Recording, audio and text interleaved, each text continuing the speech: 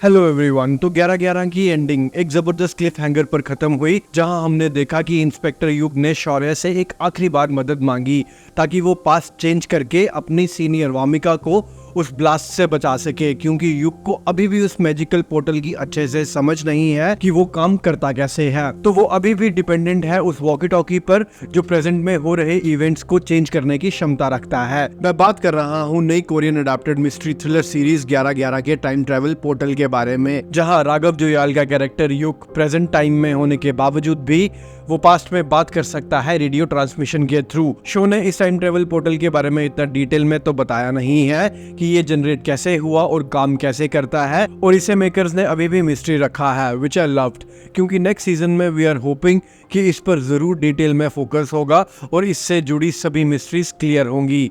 ऐसा नहीं है कि शो में बस यही एक मिस्ट्री है, इसके अलावा भी शो की स्टोरी लाइन और केसेस बहुत बढ़िया हैं, जहां उत्तराखंड पुलिस 3 अनसॉल्व्ड केसेस को सॉल्व करते दिखाया है अलग अलग टाइमलाइंस में। एक 1990 का सीरियल मर्डर केस है जिसका नाम है टाई एंड डाई केस, दूसरा केस है 2001 का अदिति तिवारी मिसिंग चाइल्ड और मर्डर केस, और लास्ट है 2016 में उत्तराखंड पुलिस की करप्शन और गैंगस्टर राइवलरी का case. But of course centre of the attention इस शो का है 11:11 पर खुलने वाला वो मैजिकल पोर्टल, जो सिर्फ 1 मिनट के लिए ही खुलता है, जिसमें सिर्फ 2 पुलिस ऑफिसर्स युग आर्या और शौर्य अंथवाल ही आपस में बात कर सकते हैं, वो भी अलग अलग टाइमलाइंस में, ताकि अनसॉल्व्ड केसेस को सॉल्व करने में हेल्प मिल सके। और युग के लिए सबसे ज्यादा कंफ्यूजिंग चीज तो ये थी कि जब पहली बार उसने शौर्य से बात की तब वो 2001 में था, लेकिन अगली बार जब उसने उससे बात की वो 1990 में था। मतलब कि उसके लिए टाइम लीनियरली नहीं चल रहा है और एक ही आदमी से वो अलग अलग टाइमलाइंस में बात कर सकता है। यानी कि अब जो शौर्य 2001 का था वो युग को पहचानता था, लेकिन जो शौर्य 1990 का था उसे युग का बिल्कुल भी नहीं पता था कि ये कौन है, जिसके लिए युग को काफी स्ट्रगल करना पड़ा शौर्य को ये समझाने में कि वो फ्यूचर से है।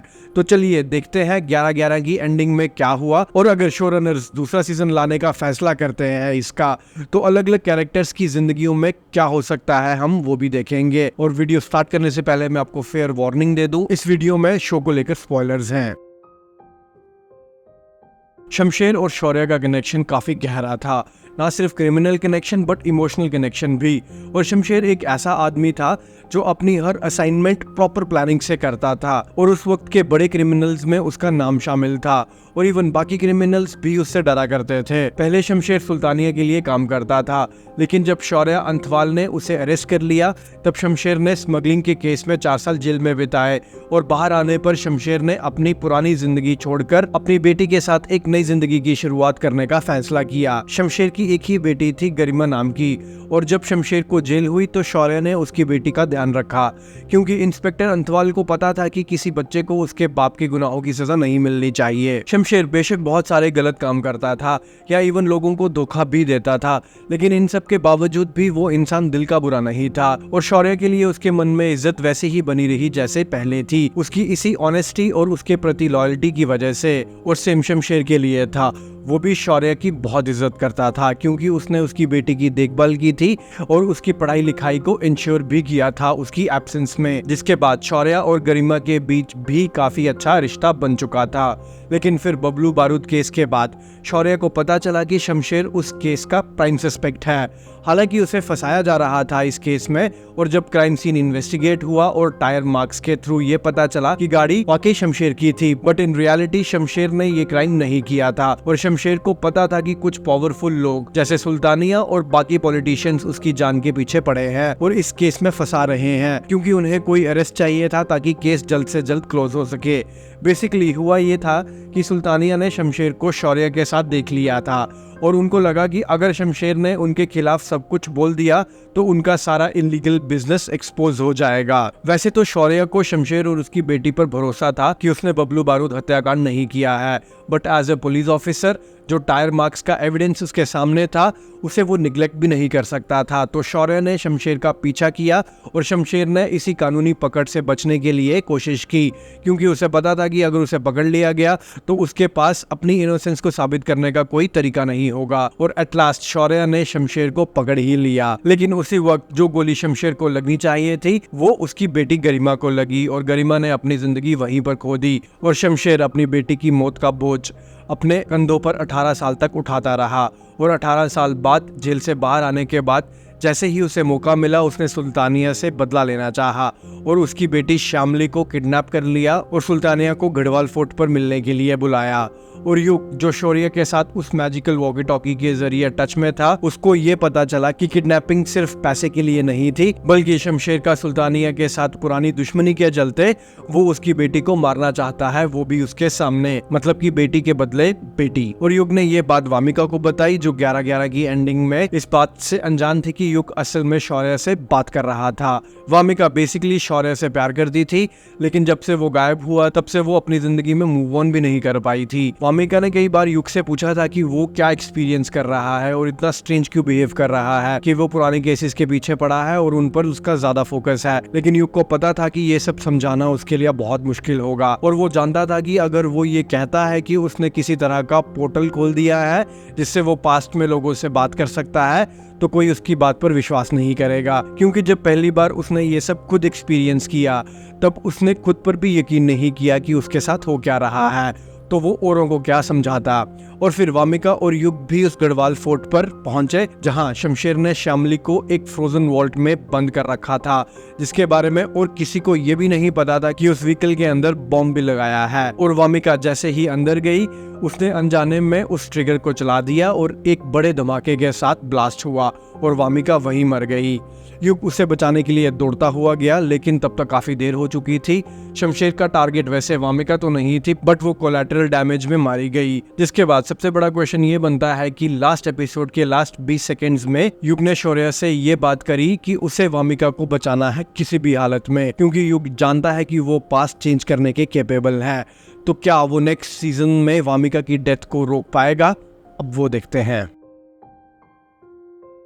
11/11 के एंडिंग में युग बिल्कुल टूट गया था जब उसने वामिका की जली हुई लाश अपनी आंखों के सामने देखी। उस वक्त युग को यह भी नहीं पता था कि शौर्य पुराने दिनों में वामिका के बहुत करीब था। जब पोर्टल खुला और युग ने शौर्य से कनेक्शन बनाया तो उसने शौर्य से मदद मांगी और उसने बताया कि उसकी सुपीरियर ऑफिसर वामिका एक एक्सीडेंट में मारी गई है।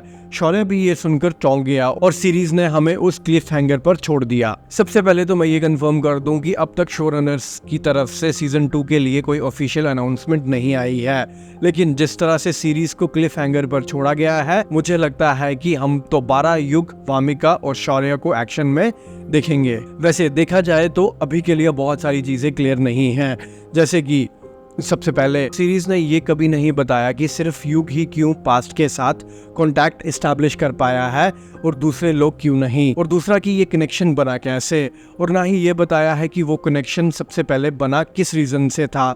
कुछ ना कुछ तो ऐसा हुआ होगा जिससे दो टाइमलाइंस इंटरकनेक्ट हुई। मुझे जहां तक लगता है शौर्य के फादर फिजिसिस्ट हैं, तो मे बी उन्होंने कोई ऐसा डिवाइस बना डाला हो जिससे फ्रीक्वेंसीज पास्ट में भी मैच हो सकती हो। और टाइम के बारे में उन्होंने एक बहुत अच्छी बात कही थी कि पास्ट और फ्यूचर कुछ नहीं होता, अगर सही नजरिए से देखो तो सब कुछ प्रेजेंट है। मतलब कि पास्ट हमारी मेमोरीज है, हमारी यादें हैं, और फ्यूचर हमारी एक इमेजिनेशन है, एक कल्पना है जिसे हम ये देखते हैं कि फ्यूचर में ऐसा होगा या हमारा फ्यूचर इस तरीके से होगा। तो इंसान को अगर खुश रहना है तो अपने पास्ट में हुए इवेंट्स को लेकर चिंता नहीं करनी चाहिए। जो हो गया सो हो गया, उस पर ज्यादा स्ट्रेस नहीं देना चाहिए। और रही फ्यूचर की बात, लोग अपने फ्यूचर को अच्छा बनाने के लिए इतनी मेहनत करते हैं, इतना काम करते हैं, जिससे वो अपना प्रेजेंट भी अच्छे से नहीं जी पाते। मैं तो यही मतलब निकाल पाया शौर्य के फादर की इस बात से। आपको क्या लगता है? आपने क्या इस बात से सीखा? कमेंट्स में जरूर बताना। तो मेरा गेस तो यही है कि इस टाइम ट्रेवल पोर्टल इस्टेब्लिश होने का कनेक्शन शौर्य और उसके फादर से तो जरूर है। और ये भी क्लियर नहीं हुआ है कि पोर्टल सिर्फ 1 ही मिनट के लिए क्यों खुलता है।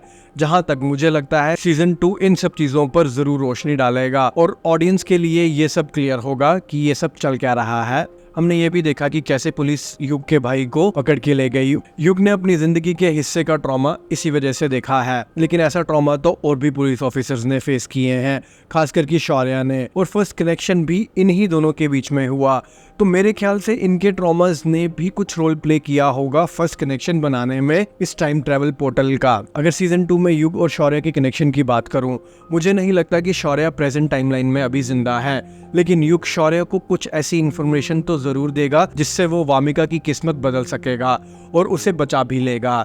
और इस केस में मुझे लगता है कि युग और शौर्य दोनों मिलकर उसे वापस लाने में सफल हो सकते हैं, लेकिन ये एक आसान काम तो नहीं होने वाला है, क्योंकि पास्ट में किसी इवेंट को बदलने का डोमिनो इफेक्ट तो जरूर होगा।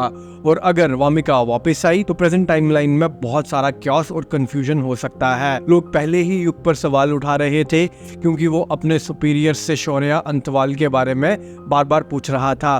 तो ये भी पॉसिबल है कि युग का ये सीक्रेट कि वो पास्ट में किसी से बात कर सकता है सामने आ जाएगा। और मुझे भी यही लगता है कि इतनी सारी इन्फॉर्मेशन को हैंडल करना युग के लिए इतना आसान तो नहीं होने वाला है, और उसे इस जर्नी में किसी की मदद तो जरूर चाहिए होगी। तो शायद हम लोग कोई नए कैरेक्टर की इंट्रोडक्शन भी देख सकते हैं, क्योंकि उसे एक ऐसे आदमी की जरूरत होगी जो उस पर अंधा विश्वास करे, क्योंकि ये बात डाइजेस्ट करना किसी के लिए भी आसान नहीं होगा कि 15 साल के गैप के बावजूद दो लोग एक मैजिकल पोर्टल के थ्रू बात कर रहे हैं। और ये भी देखना इंटरेस्टिंग होगा कि युग और शौर्य का अगला स्टेप क्या होगा, और कैसे युग अपना ये सीक्रेट छुपाता है, और कैसे ये दोनों उस एक इंसान को वापस लाते हैं जो उनके लिए सबसे ज्यादा इम्पोर्टेंट था। शॉर्ट रिव्यू की बात करूं तो ये शो काफी ग्रिपिंग है, एक अच्छी और इंटरेस्टिंग स्टोरी के साथ आता है और काफी फास्ट पेस के साथ भी चलता है, जो आपको एक मिनट के लिए भी बोर नहीं होने देगा। तो you should definitely give it a go. तो इसके साथ मैं इस वीडियो को एंड करता हूँ। होप आपको ये वीडियो अच्छी लगी होगी। लाइक और शेयर जरूर करना इस वीडियो को, और जरूर इस चैनल को सब्सक्राइब करें for more such content. Till then take care, have fun and thanks for watching this video.